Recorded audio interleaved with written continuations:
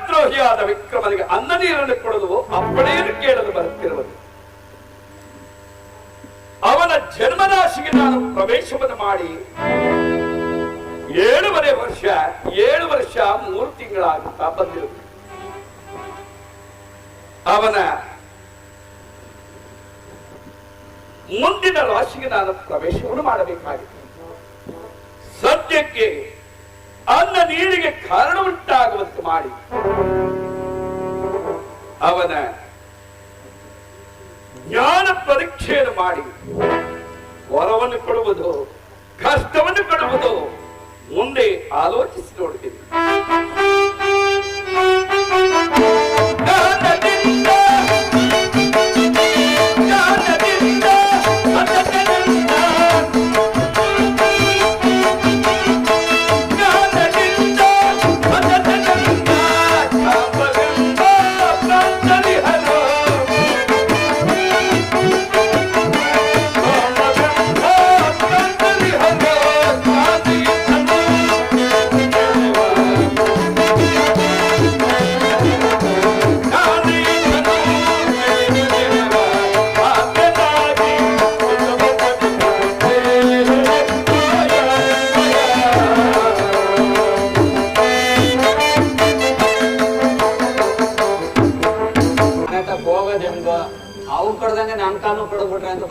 ಆಕಿ ತಿನ್ನಕೊಳ್ಳಿ ಕಾಲ್ ಮುಡ್ದಂಗ ಆಗ್ಬಿಡ್ತದ ಅಲ್ಲ.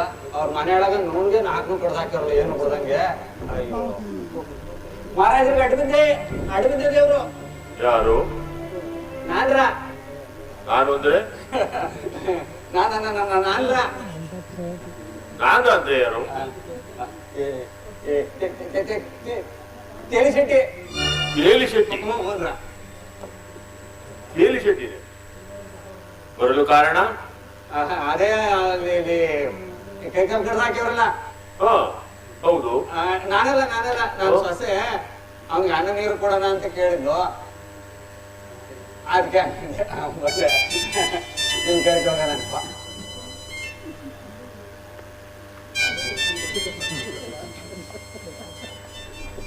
ನಾನಲ್ಲ ಅವಳು ನನ್ನ ಸೊಸೆ.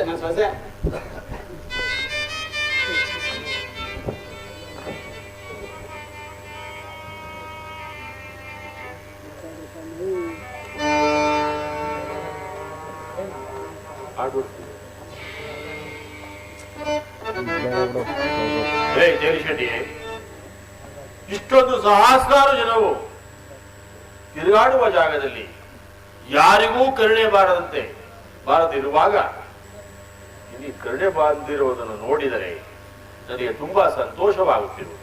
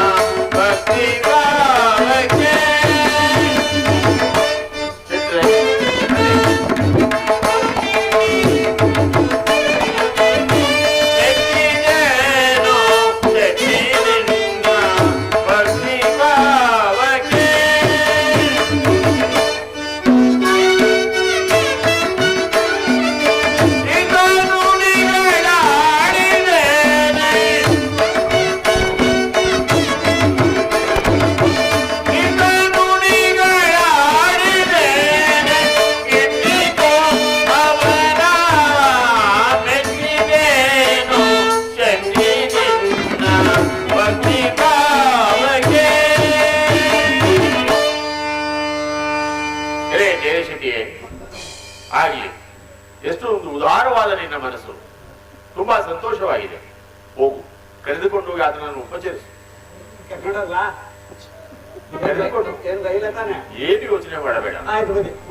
ಆಗಲಿ, ನಿಲ್ಲು. ಕೋಶಾಧೀಶನಿಗೆ ತಿಳಿಸುತ್ತೇನೆ, ಸ್ವಲ್ಪ ಧನದ ಸಹಾಯವನ್ನು ತೆಗೆದುಕೊಂಡು ಹೋಗಿ ಉಪಚರಿಸುವ ಆತನನ್ನು. ಹೋಗಿ ಬಾ.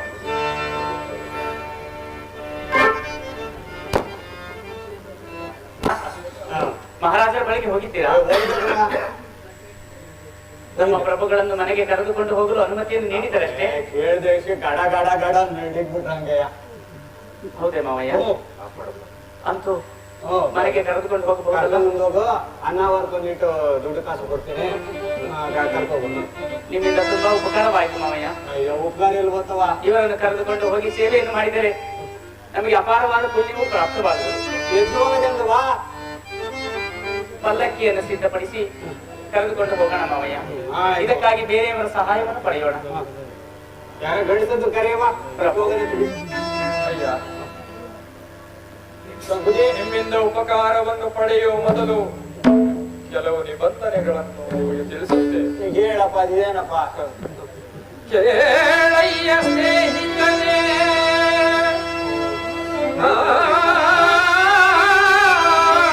ಕೊಡಲಿರು ಜನಕ್ಕೆ ನನಗಿನ್ನು ಆಪ್ತರು ನೀವೇ.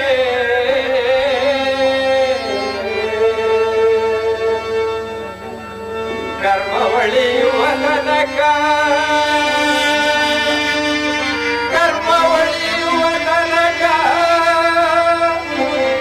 ಮರ್ಮದಲ್ಲಿರಬೇಕು, ನನಗಿನ್ನು ಆಪ್ತರು ನೀವೇ.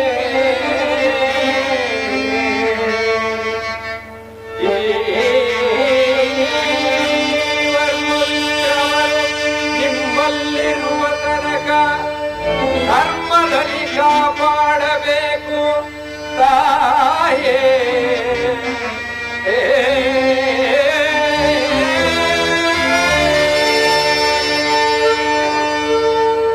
ನನ್ನ ಕರ್ಮವು ಕಳೆಯುವವರೆಗೆ ನಾನು ರಾಜನೆಂಬ ವಿಚಾರವು ಅನ್ಯರಿಗೆ ಗೋಚರವಾಗದಂತೆ ಕರ್ಮದಿಂದ ನನ್ನನ್ನು ಕಾಪಾಡಬೇಕು. ಇದೇ ನನ್ನ ನಿಬಂಧನೆ. ಆಗಲಿ ಪ್ರಭು, ನಿಮ್ಮ ಇಚ್ಛೆಗೆ ವಿರುದ್ಧವಾಗಿ ನಾವು ನಡೆಯುವವರಲ್ಲ. ನಿಮ್ಮ ಮನಸ್ಸಿನಲ್ಲಿ ಹೇಗಿರುವುದೋ ಅದೇ ರೀತಿಯಾಗಿ ನಡೆದುಕೊಳ್ಳುವರು. ಆಗಬಹುದೇ ಮಾವಯ್ಯ? ಆದಷ್ಟು ಶೀಘ್ರವಾಗಿ ಯಾರಾದರೂ ಇಲ್ಲಿ ಸಿಕ್ಕಿದರೆ ಸನಿಹದಲ್ಲಿ ಅವರನ್ನು ಕರೆತಂದು ಅವರ ಸಹಾಯದಿಂದ ಇವರನ್ನು ಕರೆದುಕೊಂಡು ಹೋಗೋಣ. ನೋಡದೆ ನೀವು ಆ ಕಡೆ ನೋಡಿ, ನಾನು ಈ ಕಡೆ ನೋಡುತ್ತೇನೆ ಮಾವಯ್ಯ. ಅನೇಕ ಜನರು ಇರುವರು, ಕರೆಯ.